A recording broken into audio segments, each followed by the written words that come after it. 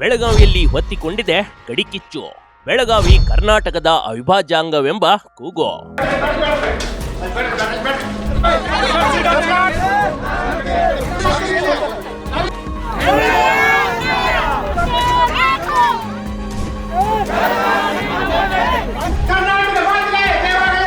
ಬೆಳಗಾವಿ ಗಡಿಯಲ್ಲಿ ಅತಿ ಹೆಚ್ಚು ಸದ್ದು ಮಾಡೋದು ಕರ್ನಾಟಕ ಮತ್ತು ಮಹಾರಾಷ್ಟ್ರ ಎಂಬ ಗದ್ದಲ. ಇದೀಗ ಮತ್ತೆ ಬೆಳಗಾವಿ ಕದನ ಮಗದೊಮ್ಮೆ ಶುರುವಾಗಿದೆ ನೋಡಿ. ಇದಕ್ಕೆ ಜ್ವಲಂತ ಸಾಕ್ಷಿ ಅಂದ್ರೆ ಬೆಳಗಾವಿ ಮಹಾನಗರ ಪಾಲಿಕೆ ಮುಂದೆ ನಡೆದ ಕನ್ನಡ ಮರಾಠಿ ಗದ್ದಲ ಕಣ್ರಿ.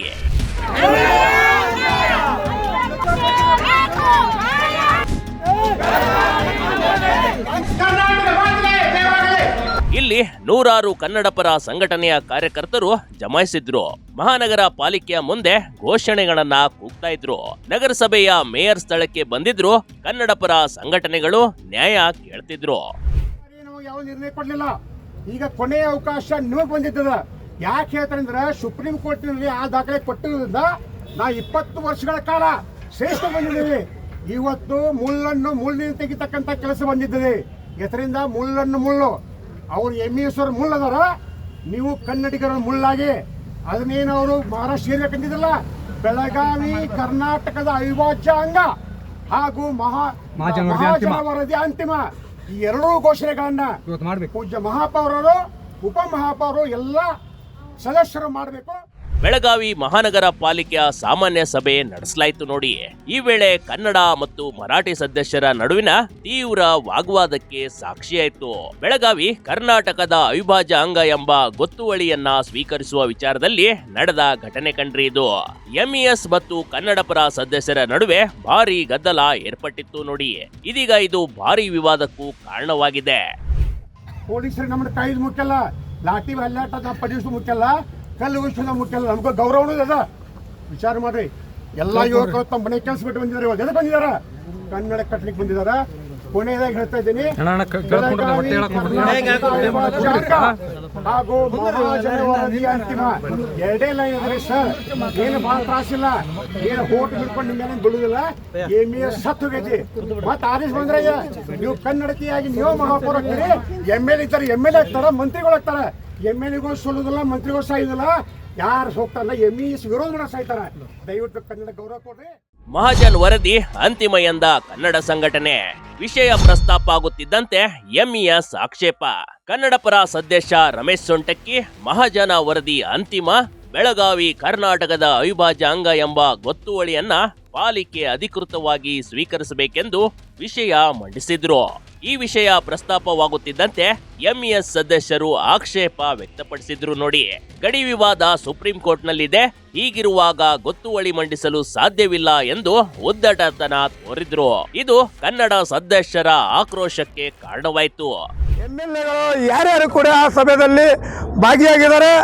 ಮಹಾಜನ ವರದಿಯನ್ನು ಜಾರಿಗೆ ಕೂಡ ತರಲಿಲ್ಲ ಅಂದ್ರೆ ಮಹಾನಗರ ಪಾಲಿಕೆಯಿಂದ ಯಾರಿಗೂ ಹೊರಗೆ ಬಿಡುವಂಥ ಅವಕಾಶ ಕೊಡೋದಿಲ್ಲ ಅಂತ ಕರ್ನಾಟಕ ರಕ್ಷಣಾ ವೇದಿಕೆ ಆಗಿರ್ಬೋದು, ಕನ್ನಡ ಪರ ಸಂಘಟನೆಗಳು ಆಗಿರ್ಬೋದು, ಇವತ್ತು ಎಲ್ಲ ಕನ್ನಡ ಪರ ಸಂಘಟನೆಗಳು ಸೇರಿಕೊಂಡು ಮಹಾನಗರ ಪಾಲಿಕೆಗೆ ಮುತ್ತಿಗೆ ಹಾಕುವ ಮೂಲಕ ಮಹಾನಗರ ಪಾಲಿಕೆ ಹೊರಗಡೆ ನಾವು ಧರಣಿ ಸಾಕ್ತಾ ಇದ್ದೀವಿ.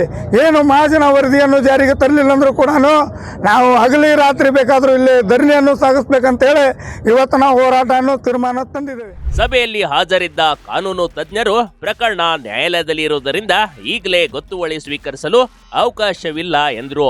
ಇದಕ್ಕೆ ತಿರುಗೇಟು ನೀಡಿದ ರಮೇಶ್ ಸೊಂಟಕ್ಕಿ, ಕರ್ನಾಟಕ ವಿಧಾನಸಭೆಯಲ್ಲಿ 6 ಬಾರಿ ಇಂಥ ಗೊತ್ತುವಳಿ ಅಂಗೀಕಾರವಾಗಿದೆ ಎಂದು ನೆನಪಿಸಿದ್ರು. ಗದ್ದಲ ತೀವ್ರಗೊಂಡ ಹಿನ್ನೆಲೆಯಲ್ಲಿ ಮಧ್ಯಪ್ರವೇಶಿಸಿದ ಮೇಯರ್ ಪ್ರೀತಿ ಕಾಮ್ಕರ್ ಅವರು ವಿಷಯ ಸುಪ್ರೀಂ ಕೋರ್ಟ್ನಲ್ಲಿ ಇರುವುದರಿಂದ ಈ ಕುರಿತು ಸರ್ಕಾರದ ಅಭಿಪ್ರಾಯ ಪಡೆಯಲಾಗುವುದು ಎಂದು ರೂಲಿಂಗ್ ನೀಡಿದ್ರು.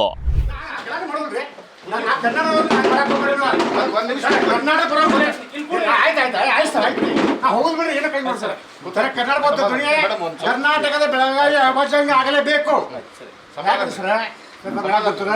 ತಾವು ಪೊಲೀಸ್ ಕನ್ನಡಿಗರಿದ್ದೀರಿ, ನಾವು ಗಲಾಟೆ ಕೂರಲ್ಲ.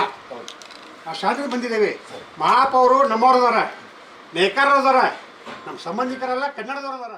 ಇದೇ ವೇಳೆ ಕರ್ನಾಟಕ ರಕ್ಷಣಾ ವೇದಿಕೆಯ ಕಾರ್ಯಕರ್ತ ಶ್ರೀನಿವಾಸ್ ತಾಳುಕರ್, ಪಾಲಿಕೆ ಮುತ್ತಿಗೆ ಹಾಕಲು ಯತ್ನಿಸಿದ್ರು. ಬೆಳಗಾವಿ ಕರ್ನಾಟಕದ್ದು ಎಂದು ಘೋಷಣೆ ಕೂಗುತ್ತಾ ಸಭೆಗೆ ನುಗ್ಗಲು ಪ್ರಯತ್ನ ಕೂಡ ಮಾಡಿದ್ರು. ಹೋರಾಟಗಾರನನ್ನ ಪೊಲೀಸರು ವಶಕ್ಕೆ ಪಡೆದುಕೊಂಡ್ರು ನೋಡಿ. ಕರ್ನಾಟಕ ಮಾತಿಗೆ ಜಯವಾಗಲಿ. ಈ ಕನ್ನಡ ಬಾವುಟ ಸಾಕ್ಷಿ ಅದ. ಕನ್ನಡ ಬಾವುಟ ಎಂದು ಇಟ್ಟಿದ್ದೀವಿ. ಬೆಳಗಾವಿ ಸಂಪೂರ್ಣ ಕನ್ನಡ ಆಗಲೇಬೇಕು. ಕರ್ನಾಟಕ ಮಾತಿಗೆ ಬೇಕೇ ಬೇಕು.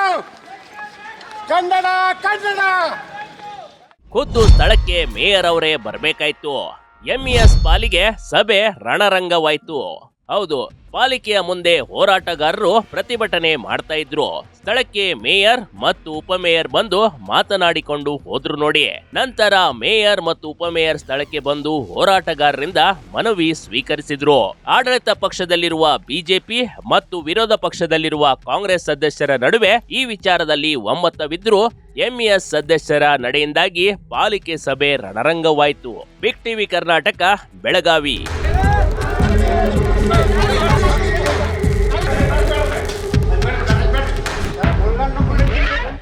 ಬಿಗ್ ಟಿವಿ ಕರ್ನಾಟಕ ಯೂಟ್ಯೂಬ್ ಚಾನೆಲ್ಗೆ ಈಗಲೇ ಸಬ್ಸ್ಕ್ರೈಬ್ ಮಾಡಿ. ಧನ್ಯವಾದಗಳು.